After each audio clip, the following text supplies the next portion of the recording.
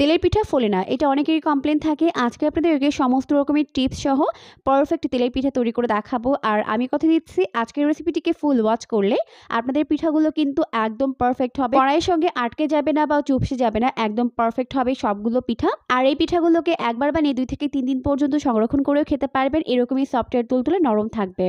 পিঠা বানানোর জন্য প্রথমে এখানে নিয়ে নিব 3 কাপ পরিমাণ চালের গুঁড়া। আপনারা এখানে ভেজা শুকনা যে কোনো চালের গুঁড়া ব্যবহার করতে পারবেন। আর এরকম কাপ কিন্তু আমাদের সবার ঘরেই থাকে, তাই আমি আজকে আপনাদের বোঝানোর সুবিধার্থে এরকম কাপ দিয়ে দেখাচ্ছি। 3 কাপ পরিমাণ চালের গুঁড়ার সঙ্গে 1 কাপ পরিমাণ ময়দা দিয়ে দিয়েছি। আর ময়দা দেওয়ার পার্টটি স্কিপ হয়ে গেছে, তাই বলে দিলাম।